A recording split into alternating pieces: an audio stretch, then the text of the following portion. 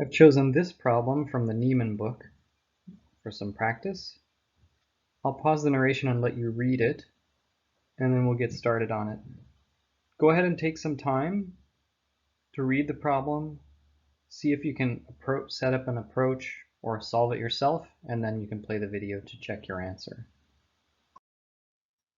So as always, the first thing to do is maybe to process what you're seeing. I circled in green the things that I think are important. You're given the Fermi energy for a particular material. You're told that the electrons obey a Fermi-Dirac distribution function.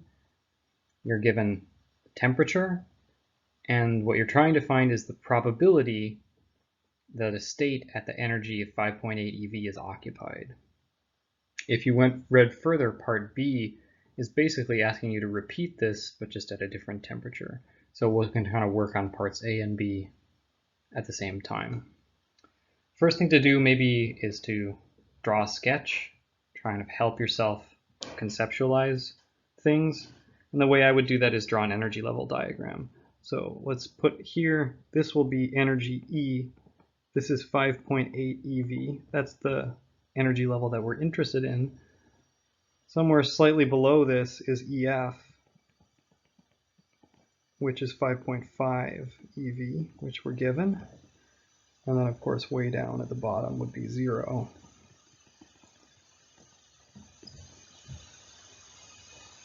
So energy is going up this way. And all we're trying to do is figure out the probability that an electron is up in this state. What's the probability?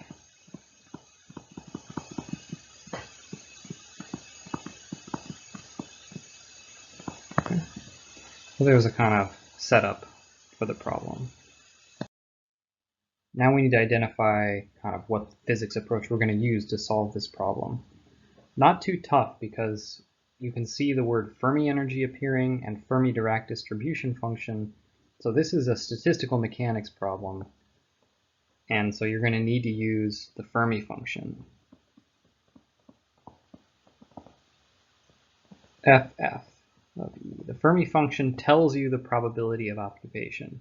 And let me just remind you, the Fermi function of FF of E is 1 over 1 plus e to the E minus EF over kBT.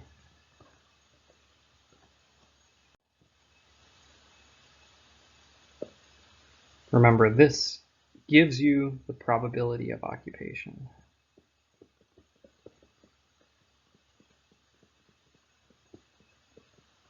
Of energy level E.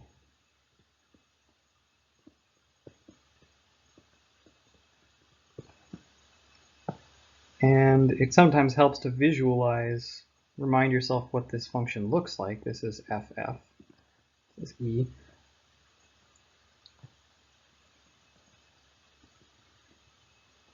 It goes from 0 to 1. If E is really, really small,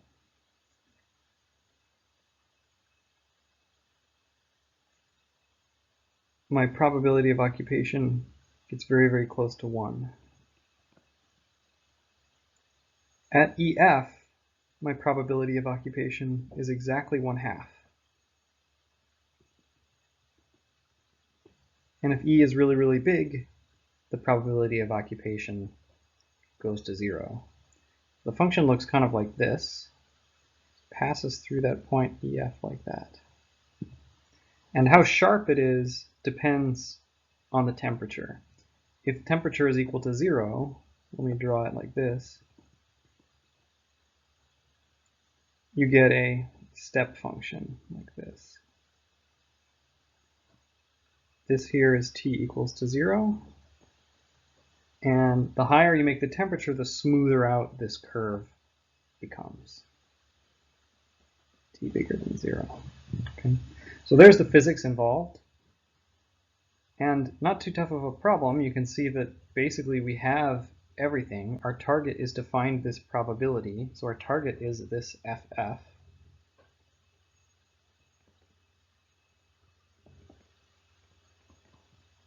And we know E, and we know EF, and we know K, B, and T. So it's just a one equation problem. pretty simple to solve. So let's do it. Okay, so plan the solution and execute it. Well, in this case, there's not much planning to do because we have this one equation and we have to solve for the probability, but it's already solved for the probability.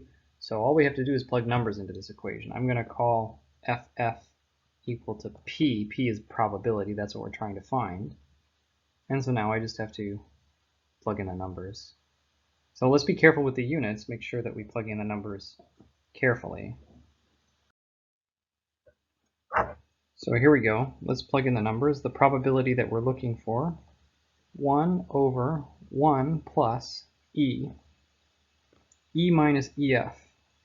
E is 5.8 EV minus EF, which is 5.5 EV, divided by KBT. Now, T is 300 Kelvin, so I like to use the following thing. I know that KB times T, this is a useful combination, is 0.026 EV at 300 Kelvin. It's the sort of thermal energy available at room temperature. So I'm going to put in here, in the denominator, 0.026 EV. Checking the units, you can see that the EVs on the top and on the bottom cancel out, which is what you want because remember, anytime you have an exponential, so all of this is in the exponent, e to anything, the thing that's in the exponent cannot have any units. So you should always check that the units of your exponential cancel out. And they do here, so that's good. I have no units anywhere else in the equation, so my probability has no units, which makes sense. Probability is a number that goes between 0 and 1. So now all we have to do is plug the numbers into our calculator. Plugging this in, I find that the probability is 9.75 times 10 to the minus 6. There's our answer for part A. Take a moment now and think, does this make sense? Remember that the Fermi function looks kind of like this. Whenever I'm doing Fermi function problems, what I check is to see whether the probability is larger or smaller than a half. So this is my probability, this is E, this is EF. And the function looks kind of like that. This is 1/2.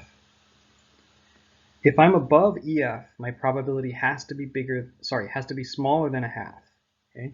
If I'm below EF, my probability will always be bigger than a half. So you can see I'm above EF here, and I'm above EF by quite a lot, by 0.3 EV. 0.3 EV is pretty big compared to the temperature. The thermal energy is at 300 Kelvin is only 0.026, so it's like 10 times the thermal energy above the Fermi energy. That's a lot. I'm pretty far above the Fermi energy here, which makes sense that I should have a very small probability, which I do. It's very, very unlikely to find an electron up there at room temperature. So this makes sense. Okay, so let's move to part B. Part B is asking for a similar thing, but just at a different temperature. So if the temperature is increased to 700 Kelvin, now what's the probability of the electron is up there? Nothing very, very tricky about this. It's the same formula, same physics, just have to plug different numbers in. I have a different temperature. The tricky part comes with the temperature. Remember, Kb times T, we said was 0.026 EV at 300 Kelvin. But we're not at 300 Kelvin anymore, so we need to plug in a different thing here. The way I like to do this is to remember that it's linearly dependent on the temperature. So if I double the temperature, the energy will double. If I triple the temperature, the energy will triple. And a nice formula that you can use, 0.026 EV times whatever the temperature is divided by 300 Kelvin. So in this case, I'm going to have KBT equals 0.026 EV 700 Kelvin divided by 300 Kelvin. Okay. Now we plug all of that into that Fermi function, which is my probability. 1 divided by 1 plus e to the, these are the same, 5.8 eV minus 5.5 eV, divided by 0.026 eV times 7 over 3. So the 7 over 3 is coming from here, 700 over 300. So that's what we have. Now before I plug numbers in, ask yourself, should this answer be larger or smaller than the answer I got in part A? Go ahead and pause the video, make a prediction. Based on physical intuition, you should be able to answer whether it will be bigger or smaller than the answer that you got in part A. Plugging in the numbers, I get 0.0071 for part B. Now let's think, does that make sense? It's much larger than what we got in part A. Does it make sense that it should be larger? Yes, because the temperature went up, right? The temperature went from 300 Kelvin to 700 Kelvin, so I have a lot more thermal energy that's able to excite the electrons up here. Remember, it takes energy to excite electrons to higher levels. If the temperature is 0, they're not going to be up in any higher levels at all. They're all going to be down here below the Fermi energy. But if I have a little bit of temperature, then I have a little bit of thermal energy and the electrons can get bumped up a little bit. I have higher temperature, it's more likely they get bumped up even higher. So this makes sense. It's larger than part A, since the temperature is higher. But it's still lower than a half, which is good because I'm above the Fermi energy. It's always got to be lower than a half. So all of those basic checks work. So we have some confidence that this is the right answer. Now we can move on to part C. Now let's move on to part C. So part C is now asking for a different target variable. Determine the temperature at which there's a 2% probability that a state 0.25 eV below the Fermi level will be empty of an electron. So we need to think a little bit harder. Let's draw it again. So here's EF, which is still 5.5 eV. Now the energy I'm interested in is down here. So here is E, 5.5 eV minus 0.25. What is that? 5.25 eV. So I want to know that the probability that this thing is empty, way down here we have E equals to 0. So this is energy. I want to know what's the temperature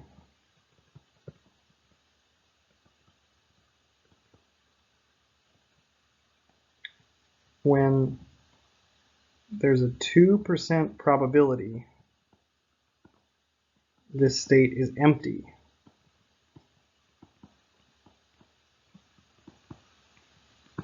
Empty is the key word here, right? 2% probability that state is empty. That means that there's a 98% probability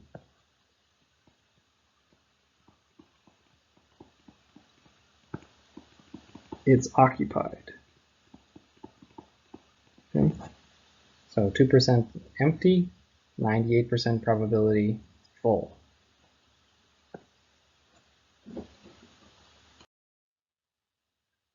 Okay, choose a physics approach. No great mystery. Same kind of information being given in the problem, just a different target variable. So again, we're going to use this Fermi function, which is equal to the probability of occupation. It's 1 over 1 plus e to the e minus ef over kBt. Okay. Okay, now it's just a matter of solving for t. Okay. So all we have to do is solve for t. So I do it algebraically. Let's first multiply both sides by this denominator. So we're going to have on this side 1 plus e to the e minus ef over kBt equals to 1 over p.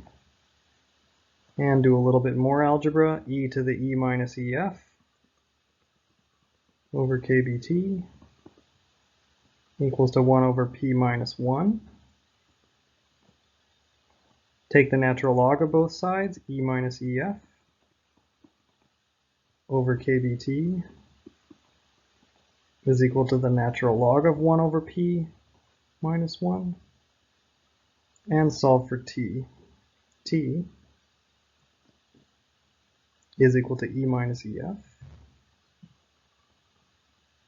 divided by kb natural log 1 over p minus 1. There's my algebraic formula for my temperature. And now all we have to do is plug numbers into this formula. So let's plug the numbers in here. And be careful with the units, as always. So here are the values to plug in.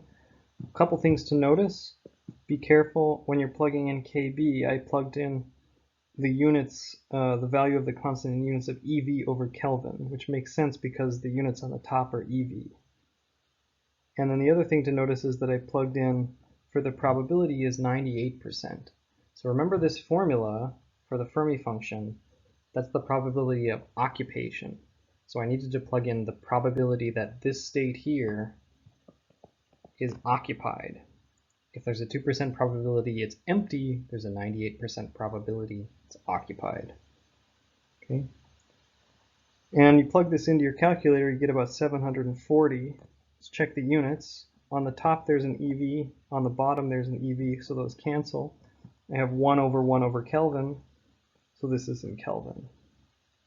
So my temperature is about 740 degrees Kelvin for part C.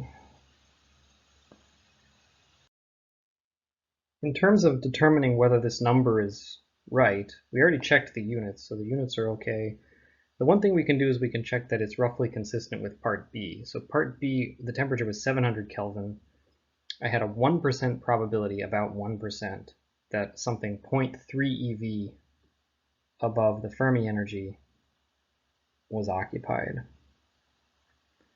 Here, I've got 2% probability that something about 0.3 eV, well really 0.25, below the Fermi energy is occupied.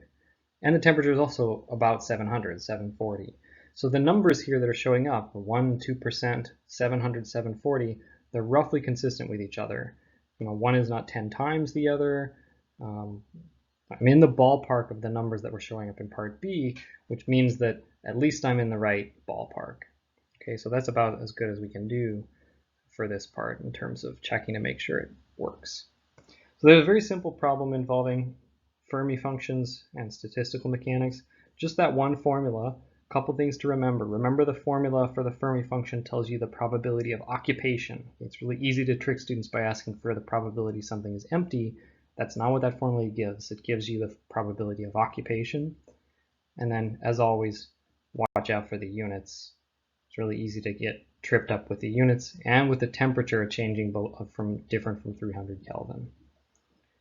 So there you go. I hope this problem was useful and interesting for you. Best of luck studying.